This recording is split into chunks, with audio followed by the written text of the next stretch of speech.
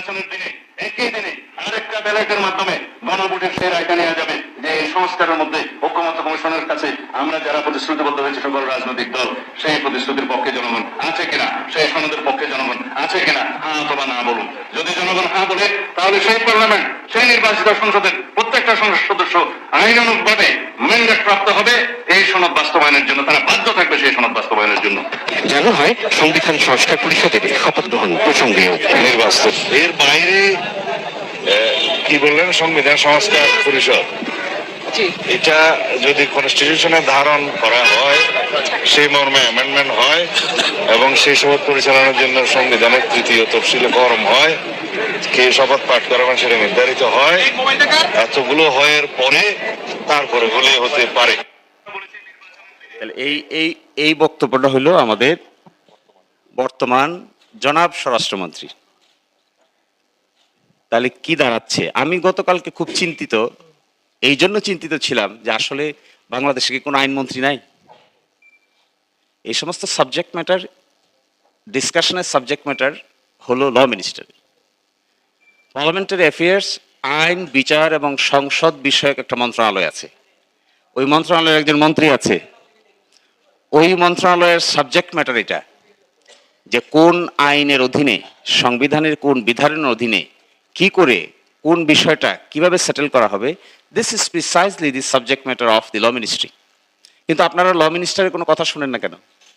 This is mysterious. আপনারা ভেবেছেন কিনা কখনো তা আমি জানি না, কিন্তু from yesterday I have started thinking যে এটা কেমন করে পসিবল, আমাদের ল মিনিস্টার কথা বলে না কেন?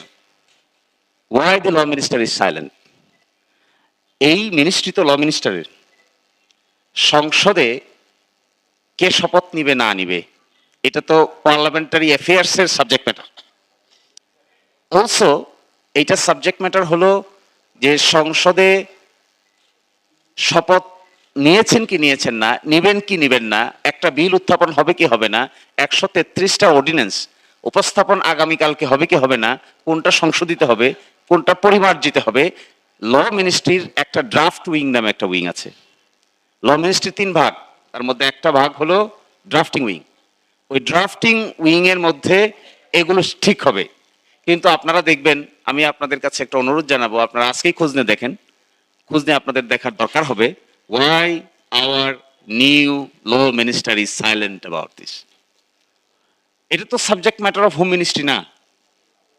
হোম মিনিস্ট্রির সাবজেক্ট ম্যাটার তো এগুলো না। হোম মিনিস্ট্রির সাবজেক্ট ম্যাটার হলো পুলিশ, হোম মিনিস্ট্রির সাবজেক্ট ম্যাটার হলো ইমিগ্রেশন, হোম মিনিস্ট্রির সাবজেক্ট ম্যাটার হলো ল এনফোর্সমেন্ট এজেন্সিস, কিভাবে আইন শৃঙ্খলা বজায় থাকবে।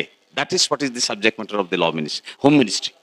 কিন্তু আমরা দেখতে পাচ্ছি যে এই ডিসকাশনটা এখানে হচ্ছে না। আর আগে আমি যেটা পড়ে শোনালাম, কালকে এক জায়গায় মন্তব্য শুনেছি আমি টেলিভিশনে, যে বলা হয়েছে জুলাই সনদ বাস্তবায়ন আদেশ কি পুংলিঙ্গ না স্ত্রীলিঙ্গ এটাই নাকি বোঝা যাচ্ছে না।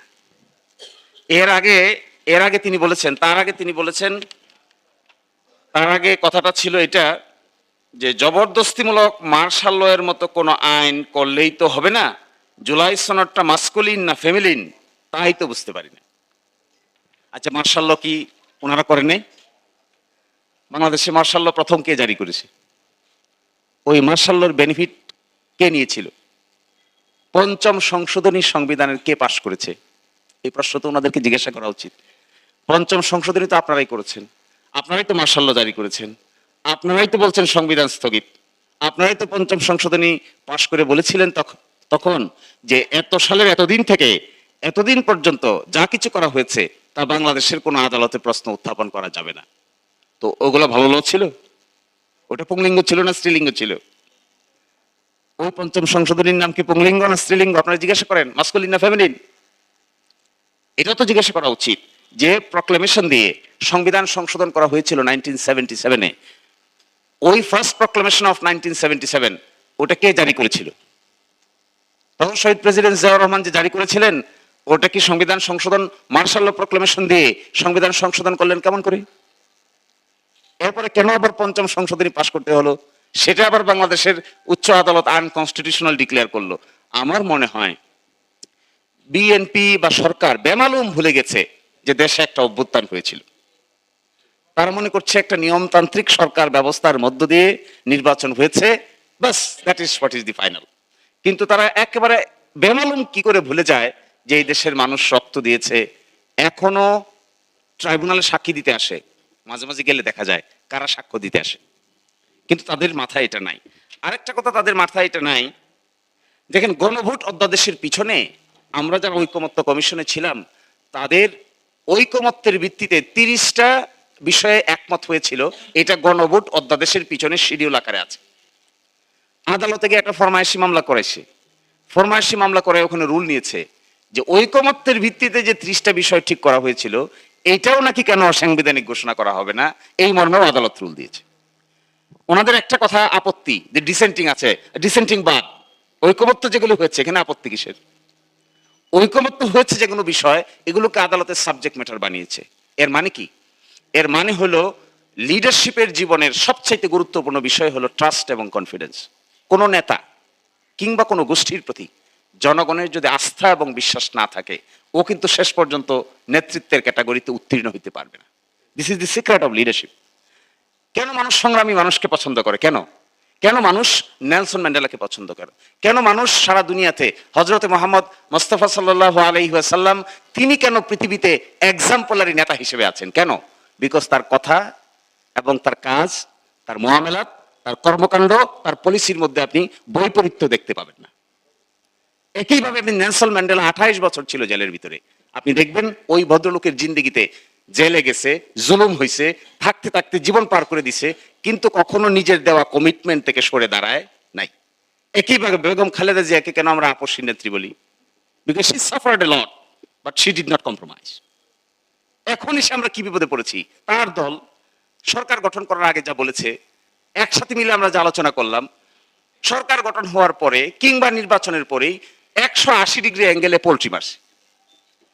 এই যে 180 ডিগ্রি অ্যাঙ্গেলে পোল্ট্রি মারার পরে আমরা জানা এখানে আলেম ওলামা, দেশের বিখ্যাত জ্ঞানী গুণীজন এখানে বসে আছেন, তাদের মনোজগতে আর আস্থা বিশ্বাসের জায়গাটা তো আগের মতো নাই। আপনি কি করে এটা ফিরে আনবেন? আপনি জানতে দেখি বাজারে যে কমেন্টে যে ইন্টারভিউটা করেন, ইন্টারভিউর নিচে কমেন্টগুলো দেখবেন, টেলিভিশনের যে ভিডিও ক্লিপসটা ছাপা হয় অথবা আপনাদের মতো মিডিয়ায় যেগুলো ছাপেন তার নিচে কমেন্ট বক্সটা দেখবেন। গতকালকে আমি 2500 কমেন্ট একসাথে করে অ্যানালাইসিস করে দেখার চেষ্টা করেছি। এই মন্তব্য যেখানে করা হয়েছে তার মধ্যে 2500 কমেন্টের ভিতরে মাত্র 60টা কমেন্ট পক্ষে আছে, বাকি 2493টা কমেন্টে হা হা হু হু করে আসতেছে। এর অর্থ হলো দিস পিপল বিকাম অবলিভিয়াস। এরা অনেকটা মানে আচ্ছন্ন হয়ে গেছে ক্ষমতার দৃষ্টিতে। মানুষ কি ভাবছে এটা দেখারও সময় তাদের হাতে নাই। সো দিস ইজ, তাহলে এভাবে যদি হয় তাহলে আপনি ফ্যামিলি কার্ড দিবেন, this is very good, you are maintaining your commitment. তাহলে জুলাই চার্টার সম্পর্কে কমিটমেন্ট মেনটেন করেন না কেন? ঠিক আছে, আপনি যে অংশ, আপনারা যে অংশটুকু কমিটমেন্ট মেনটেন করছেন, উই অ্যাপ্রিসিয়েট দিস, আমরা এটাকে সম্মান জানাই, আমরা এটাকে ইজ্জত করি। কিন্তু এট দ্য সেম টাইম আমরা সবাই মিলে যেখানে আলোচনা হলো, একমত হলো, স্বাক্ষর হলো, এখান থেকে যে সরে আসছেন, এই কমিটমেন্টের কথা আপনাদের কাছে মনে থাকে না? এই কথাগুলো বলে যে মিসট্রাস্ট ক্রিয়েট করা হয়েছে। গত পরশুদিন আমি বলেছিলাম যে চোর যখন বাড়িতে ঢোকে তখন একটা ছোট্ট ছিদ্র খুঁজে সে ঢোকে, কিন্তু যখন মালপত্র নিয়ে বেরিয়ে যায় তখন এই ছোট্ট ছিদ্র দিয়ে আর বেরোতে পারে না। তখন তাকে হায়দার দরজা খুলে বের হয়, অথবা ভেঙে বের হয়, অথবা বড় ধরনের শীত কেটে বের হয়, কারণ তখন তার সাথে মালপত্র থাকে। আমার ধারণা সরকার এরকম একটা প্রবলেমের মধ্যে পড়েছে। তারা চোর হিসেবে ঢুকেছে হলো হাইকোর্টে গিয়া একটা স্টেজ ম্যানেজড রুল নিয়েছে। এটা যেদিন শেষ হবে সেই দিন কিন্তু দরজা ভাঙ্গা ছাড়া আর উপায় থাকবে না। এটা ধারণা আছে কিনা তাও আমি জানি না। ওনাদের মাথায় হয়তো আছে এটা যে ক্ষমতা আছে, কিছুক্ষণ প্লে করলাম, যখন ক্ষমতার ভাটা পড়বে তখন আর প্লে করবেন কি করে? অতীতের 5ম সংশোধনী মামলা যখন আনকনস্টিটিউশনাল ডিক্লেয়ার হয়েছে তখন জিয়াউর রহমান সাহেব কর্তৃক গৃহীত সকল সাংবিধানিক সংস্কার অবৈধ ঘোষণা করে দেওয়া হয়েছে। এবং 5ম সংশোধনীর যে মামলাটা হয়েছে, 5ম সংশোধনী যেটা সংবিধানে হয়েছে, এটা দেখলে দেখবেন সংবিধানের সব জায়গায় কাটা ছিঁড়া করতে করতে করতে করতে এমন হয়েছে বলা হয় যে 5ম সংশোধনীটা কোনো সংশোধনী না, এটা সংবিধান নতুন করে লেখার শামিল। তো এরকম একটা কিছুর জন্য অপেক্ষা করছেন ওনারা? তা না হলে আদালতের বারান্দায় এটা কেন ঠেলে দিলেন? আচ্ছা, কোনো ইন্ডিপেন্ডেন্ট লোক যদি আদালতের বারান্দায় ঠেলে দিত তাহলে আমরা অ্যাকসেপ্ট করতাম। ম্যানেজ করা, আইনজীবী ম্যানেজ করে, অ্যাটর্নি জেনারেল অফিসও ম্যানেজ করে, রুল কিভাবে হবে এটাও ম্যানেজ করে। আরো আশ্চর্যজনক বিষয়, এখন বলবে কি জানেন, গতকালকে থেকে বলা শুরু করেছে, এটা বলে সাবজুডিস ম্যাটার। তো সাবজুডিস হলো কি করে? আদালতের কোনো আদেশ আছে? আদালত একটা কারণ দর্শানো নোটিশ দিয়েছে, বাস। এরপরে তার কোনো সাবজুডিস নাই, বলে নাই তো এটা করো, এটা করো না, এটা করা থেকে বিরত থাকো, এটা স্টে, কিচ্ছুই তো বলে নাই। তাহলে সাবজুডিস ম্যাটার বলছেন কাকে? সাবজুডিস ম্যাটারের সংজ্ঞাটাকে এখন পরিবর্তন করার চেষ্টা করছে। আদালতের সুনির্দিষ্ট যদি আদেশ থাকতো যে জুলাই সনদ বাস্তবায়ন আদেশকে স্টে করা হলো আগামী 6 মাসের জন্য, তাহলে এই কথা বলতে পারতেন। স্টে তো নাই, ডাইরেকশন নাই, কোনো ইনজাংশন নাই, কোনো রেস্টেনিং অর্ডার নাই, তাহলে সাবজুডিস হলো কি করে? শুধু কারণ দর্শাইতে বলছে আমাদেরকে। তা আমরা কারণ দর্শায় পার্টি হব, শুনানি হবে, দীর্ঘদিন চলবে, ততদিন পার্লামেন্ট হাত পা গুটায় বসে থাকবে, ততদিন জুলাই সনদ বাস্তবে রূপান্তরিত হবে না। তো আমি মনে করি এই রাজনীতিটা বোঝার বাকি আর কোনো লোক এই জগতে নাই। ইভেন আমি, আমার একটা ছেলে আছে আর 17 বছর বয়স, সেও দিকে হাসে। তা আমি জিজ্ঞেস করি যে বাবা হাসো কেন? ওই যে আগে কি করলি, এই ভিডিওটা যেটা দেখাইলাম এটা ওই আমার দিছে, ওই দেখেন এই লোকটা আগে কি বলে আর এখন কি বলে। তো তুমি হাসো কেন? তুমি এটা বুঝতে পারো? ইংলিশ মিডিয়াম স্কুলে পড়ে, সাধারণত এত খবর রাখা লোক এরা না, এরা হইলো জেনজি টাইপের, একেবারে আইডিয়াল জেনজি। তো তুমি হাসো কেন? ওই look look what he saying. তো বললাম যে এটা কোথা থেকে পাইছো? আমার কাছে ফেসবুক ফিডে আসছে, দিস পারসন কে অমুক। তো হি সেই, তোমাকে না দেখলাম ওনার সঙ্গে তুমি আলাপ করতেছো, ওই যে ঐকমত্য কমিশনে আলাপ করতাম, ওনারা বিভিন্ন কথা বলতো, এই ভিডিওগুলো ওরা দেখতো, দেখে বলতেছে he is saying something 160 degree alter. আগে কি কইছে এখন কি বলে? আরে আগে বলছে গণভোটের যে রেজাল্ট হবে, রেজাল্ট যদি হারসূচক হয় তাহলে প্রত্যেক সংসদ সদস্য এবং সংসদের উপর এটা মেনে নিতে বাধ্যকর হবে, এটা ছিল আগের কথা। এইবার এসে বলছে যদি সংসদ বসে, যদি এটা করা হয়, যদি ওইটা করা হয়, যদি সেটা করা হয়, তখন ভেবে দেখা যেতে পারে কি করা যাবে। এর মাধ্যমে সবচাইতে বড় অসুবিধা যেটা হয়েছে, এটা হলো জুলাই অভ্যুত্থানের যারা শক্তি ছিল তাদের মধ্যে অনাস্থার পরিবেশ তৈরি হচ্ছে। That is what is the main damage. এটাই হবে জাতির জন্য সবচাইতে বড় ক্ষতির কারণ। একটা ফ্যামিলি কার্ড আপনি দিলেন কি দিলেন না, এটা একটা টাকা পয়সার ব্যাপার, কিন্তু জুলাই সনদ বাস্তবায়ন কেন্দ্রিক যে অভ্যুত্থানের বৃহত্তর শক্তিগুলো, তাদের মধ্যে যদি অনাস্থার পরিবেশ তৈরি হয়, এটা ওই শীত কেটে চুরিতে ঢোকার পরে মালপত্র নিয়ে দরজা ভাঙে বাইর হওয়ার অবস্থার একটা দশা এখানে দেখা দিতে পারে। আমি এই মামলাটা হওয়ার পরে সরকারপন্থী বড় বড় আইনজীবীর সঙ্গে গিয়ে দেখা করেছি। দেখা করে আমি জিজ্ঞেস করেছি আপনি কি জানেন এই মামলা হয়েছে? কয় না, আমাদেরকে কেউ তো কনসাল্ট করে নাই। আরেকজনকে জিজ্ঞাসা করলাম এটার সঙ্গে কি আপনি আছেন?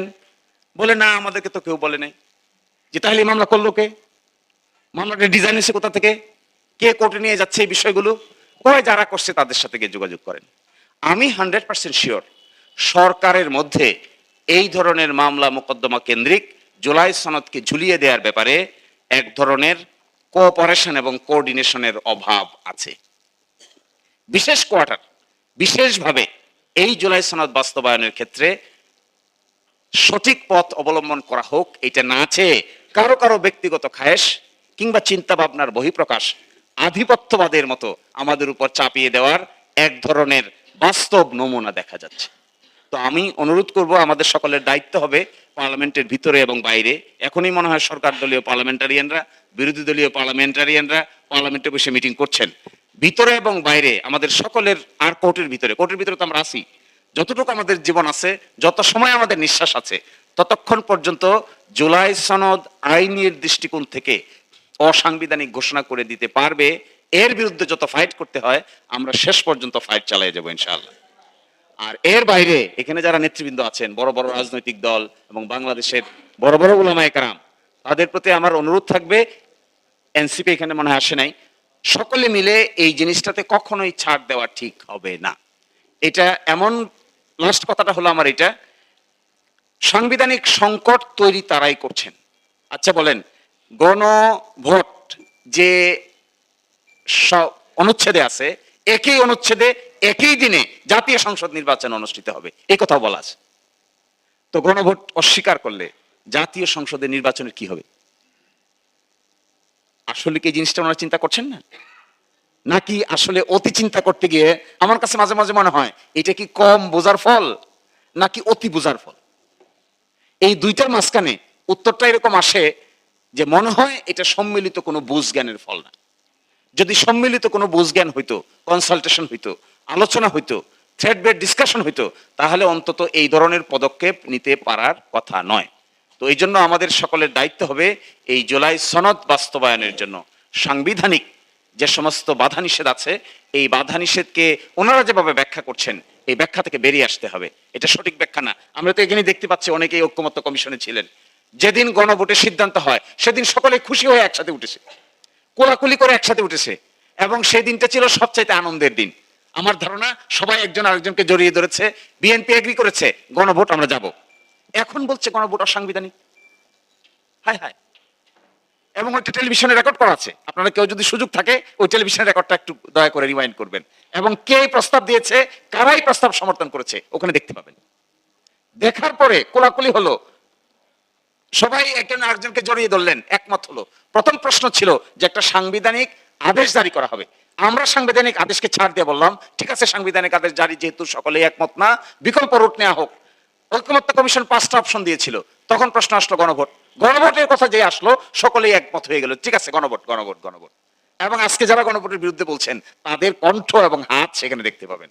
তা যদি হয় সেই গণভোটের আদেশ এখন আর বাস্তবায়ন করতে চান না, এর অর্থ হলো কোনো না কোনো জায়গায় সম্ভবত এক ধরনের ঋণ তৈরি হয়েছে, যে ঋণটাকে আপনারা পরিশোধ করতে গিয়ে গণভোটকে অ্যাভয়েড করতে হচ্ছে। এটা খুবই ডেঞ্জারাস কথা।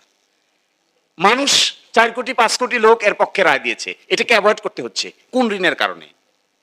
কোথায় নাকে খত দেওয়ার কারণে? কোন জায়গায় নাক পাশে আবদ্ধ হয়েছেন, যে নাক পাশে আবদ্ধ হওয়ার ফলে 4 কোটি 5 কোটি লোকের ভোটকে অ্যাভয়েড করতে হচ্ছে?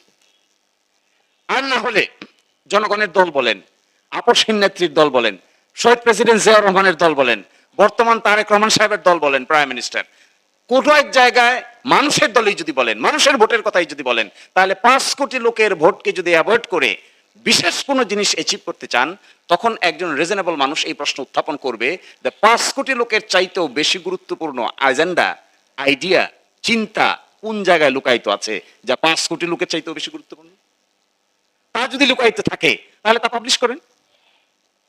তখন মানুষ অ্যানালাইসিস করে, তাহলে এটা কি ম্যানেজড ভোট, এটা কি রিগিং ভোট, এটা কি কোনো জায়গায় খত দেওয়ার ভোট, এটা কি 2-3 জন উপদেষ্টা ওই দল থেকে এই দলে আসার সিমটম কিনা, এই সমস্ত কথা তো মানুষ আলোচনা করবেই। আর তার যদি না করে আপনারা সরাসরি করতেন, ঠিক আছে একমত হয়েছে জুলাই চার্টার বাস্তবায়ন হবে, আমরা শপথ নিব, পার্লামেন্টে যাব, 180 দিনের মধ্যে সংস্কার পরিষদ হবে, এর ভিতরে সংস্কার শেষ, তারপরে নতুন পার্লামেন্ট যাত্রা শুরু করবে, বাস শেষ, তাহলে তার কেউ প্রশ্ন তুলতো না। কেউ তো এই প্রশ্ন তোলার ক্ষমতাই পাইতো না যে তাহলে আপনাদের নাকে খতটা কোন জায়গায় দিয়েছেন। আমার কাছে মনে হয় এই 180 ডিগ্রি অ্যাঙ্গেলে ঘুরে যাওয়ার পিছনে যদি কোনো বৃহত্তর শক্তি বা গ্রুপ এর উপরে আসর বিস্তার করে থাকেন, আর সেটা আপনাদের নির্ভরতা হয়, তাহলে ওই নির্ভরতা সময়ের প্রেক্ষাপটে বাংলাদেশের বৃহত্তর জনশক্তির বাইরে গিয়ে আপনাদেরকে অবস্থান নিতে হবে। That would be very difficult. এবং গতকালকে বেশ কয়েকটা জায়গায় আমি দেখেছি নতুন প্রজন্ম, ইভেন মহিলারা, আলট্রা মডার্ন মহিলারা, তারা সিরিয়াসলি বলছেন যে আসলে কি কারণে, কোন পিছুটানের কারণে আমাদের দেওয়া হা ভোটকে নিগেট করে দিয়ে ভিন্ন একটা জিনিসকে চেপে ধরতে হচ্ছে, ওটা কি? আমি আপনাদেরকে অনুরোধ করব, আপনারা ইনভেস্টিগেটিভ জার্নালিজমের ক্ষমতা যাদের আছে, যাদের এই পরিমাণ দক্ষতা আছে, তারা এটা খুঁজবেন। যা হচ্ছে এটা কিন্তু আসল ঘটনা না, পিছনে কি কারণে এটা হচ্ছে এটাই আসল ঘটনা। এই কারণটা খুঁজবেন। কি কারণে হোম মিনিস্টার এত অ্যাক্টিভিটি দেখাচ্ছেন, কি কারণে ল মিনিস্টার এত চুপ আছেন, কি কারণে ল মিনিস্ট্রির ফাংশন আরেক মিনিস্ট্রিকে পালন করতে হচ্ছে, কি কারণে একজন ব্যক্তির 25 দিন 30 দিন আগে দেওয়া কমিটমেন্ট 30 দিন পরে 180 ডিগ্রি অ্যাঙ্গেলে পরিবর্তন হয়ে গেছে। পর্দার আড়ালের ওই শক্তিটাকে কিংবা ওই কারণটাকে যদি খুঁজে বের করা যায়, আমার ধারণা এটা বাংলাদেশের জন্য সবচেয়ে বড় উপকার হবে। আর আমি গতকালকে বলেছিলাম, এক মন্ত্রীর সাথে দেখা হয়েছে, সেখানে বলেছিলাম যে আপনারা তো মানুষের বিশ্বাসের জায়গাটা নষ্ট করে দিচ্ছেন। তো উনি বললেন কেমনে? বলে যে সকালে একটা বলেন, দুপুর একটা বলেন, রাতে একটা বলেন। বলে কি বললাম? বলে একবার বলছেন এটা মানবো, এখন বলেন মানবো না। বলে যে আমি বলছি, বলে আপনি বলেন না। কে বলছে? আমাদের একজন বলছে। তা আমাদের একজন এটা বললো, কেন বললো? আপনারা কি এটা জানেন না? জানি, অনেক কথাই তো জানি, সব কথা কি আর বলি? তো বলেন, যদি ভিন্ন কোনো চিন্তা থাকে তাহলে বলেন। এই চিন্তার সঙ্গে সকলেই যদি একমত না হন সেটাও জানান। সকলের মধ্যে যদি দ্বিমত থাকে, এখতেলাফ থাকে, এখতেলাফটা আমাদেরকে বোঝান যে সরকারের সব লোক এটার সঙ্গে নাই, তাও তো বলতে চান না। ফলে আমার খুবই বিনীত অনুরোধ থাকবে আপনাদের প্রতি, সাংবাদিকদের প্রতি, প্লিজ কেউ যদি জাতীয় দায়িত্ব পালন করতে চান দয়া করে পিছনের কারণটার দিকে একটা ইনভেস্টিগেটিভ জার্নালিজম চালান। আজকেও আমি দেখে আসলাম 133টা অর্ডিন্যান্সের ভিতরে মেজর যে কটা অর্ডিন্যান্স আছে তার মধ্যে একটা হলো মানবাধিকার কমিশনের অর্ডিন্যান্স, আরেকটা আছে জুলাইতে যারা যুদ্ধ করেছে তাদের ইন্ডেমনিটি অধ্যাদেশ, আরেকটা আছে একটু আগে দেখে আসলাম গুম খুন অধ্যাদেশ। এই তিনটার মধ্যে নাকি ম্যাসিভ পরিবর্তন তারা প্রস্তাব করেছে। কেন? আমরা আলাপ আলোচনা করে অন্তর্বর্তীকালীন সরকারের সময়ে মানবাধিকার কমিশন প্রতিষ্ঠা করে এর ভিতরে এত কিছুকে দায়িত্ব দিয়ে রিফর্ম আকারে আনা হয়েছে, এগুলো পরিবর্তন করে আবার সরকারের কাছে নিয়ে গিয়ে সরকারের অনুগত মানবাধিকার কমিশন করবেন। তাহলে কি লাভ হলো এই রিফর্মের? কি অর্থ হলো এই বিপ্লবের? কি মানে হলো এই অভ্যুত্থানের? এবং এইগুলো করতে গিয়ে আপনারা আবার আস্থা হারাতে পারেন। এই বক্তব্য রাজনৈতিক বড় বড় নেতৃবৃন্দ আছেন তারা দিবেন। আমি মনে করি আইনগত যে ব্যাখ্যাটা দেওয়া হচ্ছে এটা সঠিক না, এটা ভুল। এই ব্যাখ্যা যদি তারা দেন তাহলে তারা পঞ্চম সংশোধনী মামলার জাতাকলে নিজেদেরকে আবার ফেলার ব্যবস্থা করছেন। এটা সঠিক হচ্ছে না। সবাই ভালো থাকবেন। আসসালামু আলাইকুম।